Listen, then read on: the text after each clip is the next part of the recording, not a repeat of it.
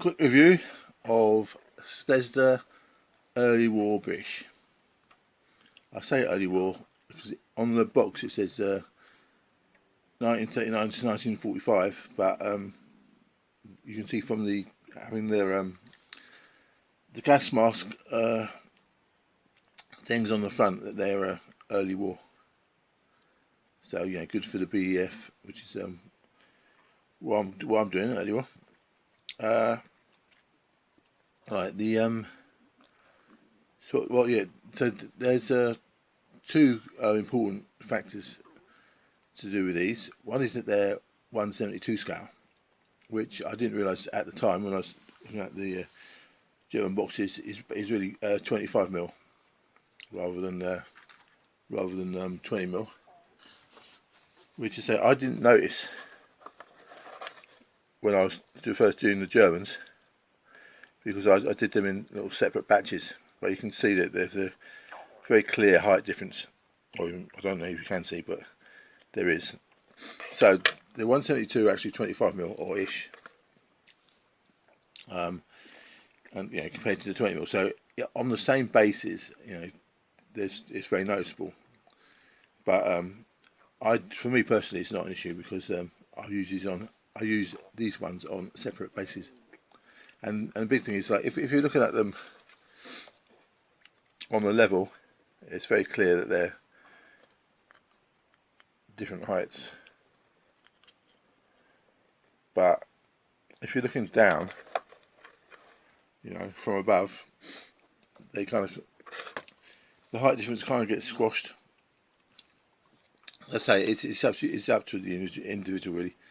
I mean, I like them, but I can see why other people might think the size difference is wrong. So that's that. That's one problem with them, is the scale. The second problem is the price. When I first got these Zvezda boxes, they were £3.40, and now they're more like £5, or they are £5, £4.99, that sort of thing.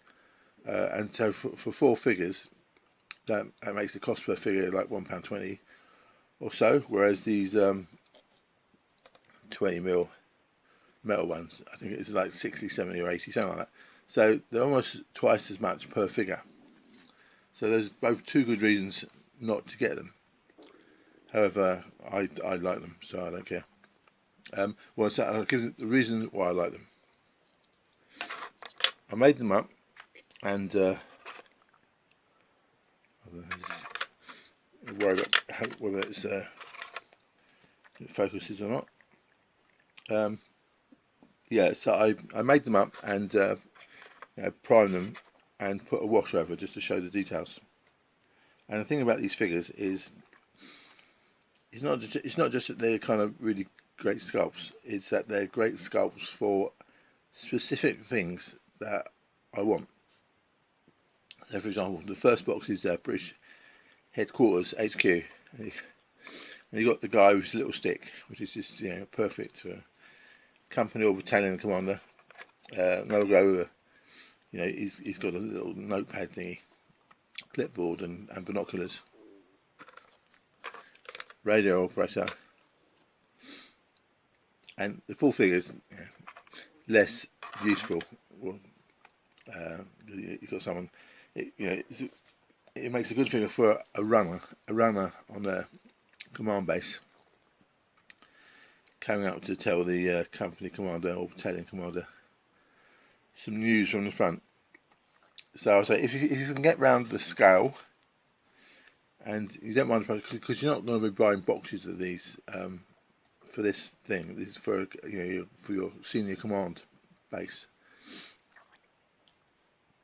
I think it's if you can get over the scale, I think they're definitely worth it. Especially if you look at the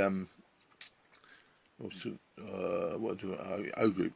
A lot of people in doing their O group thing, they have their senior command on a nice little diorama base, and you can see those on a nice little diorama base if you wanted to do that. So I'm a big Zvezda fanboy, so you need to bear that in mind. But I think these are great, even though the scale is wrong and the price is wrong. They're still great, in my opinion. So that's the British headquarters. Then this other set is a general British infantry set, which is, I say, not as useful to my mind. You know, you got 5 figures this time. Two are what's the word? Copies, duplicates.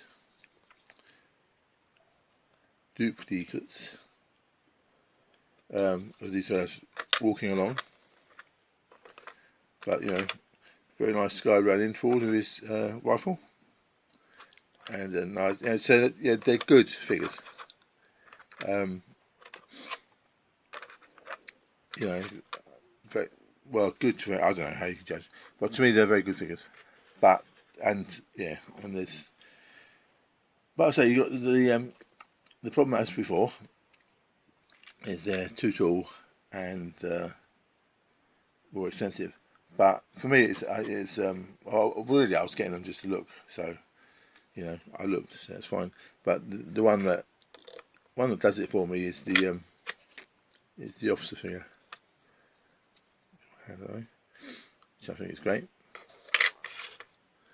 And these other two, you know, they're very nice. So I don't feel bad about buying them. I kind of hesitate in saying that I would have bought them just for the officer, but I probably would have. But only one, you know, in one box. You know, I wouldn't buy a whole army's worth. So you know, if you are doing 172 or 25mm figures, then I think these are a great addition. Even though price and stuff, whatever. But I say even for me, they're good even for a 20mm figures. But again, your mileage may vary. I don't want to say they're brilliant for that, because it's there's a certain subjective element in it. And the third box I got, which is my favourites,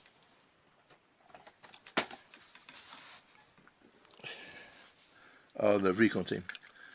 The HQ are a second favourite. I mean, because they're great for a one-off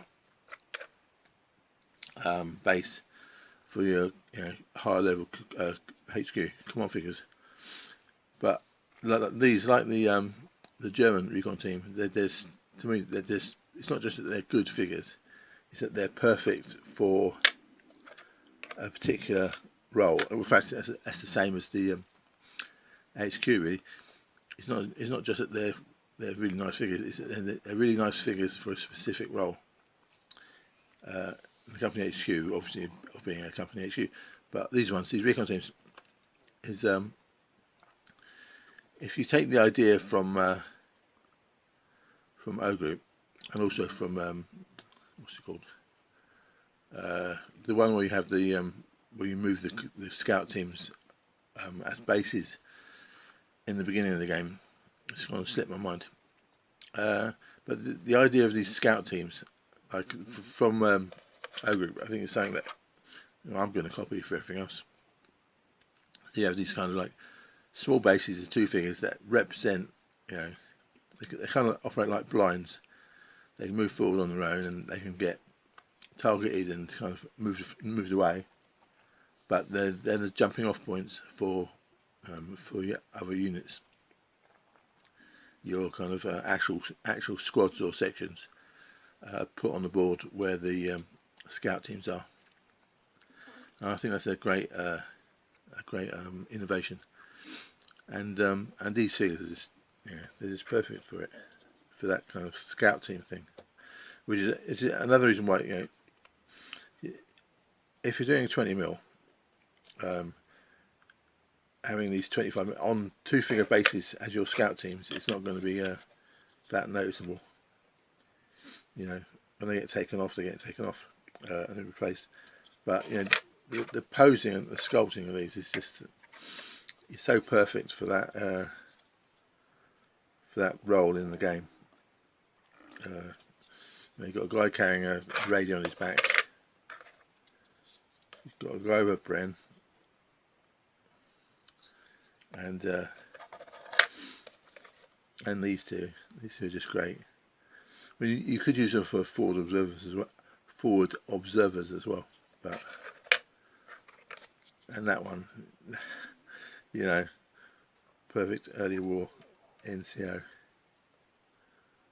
So I say you could use them for other things. So I say you could use the Bren gunner with the two good ones from the infantry for a 3-figure base. You could use him as an NCO anywhere,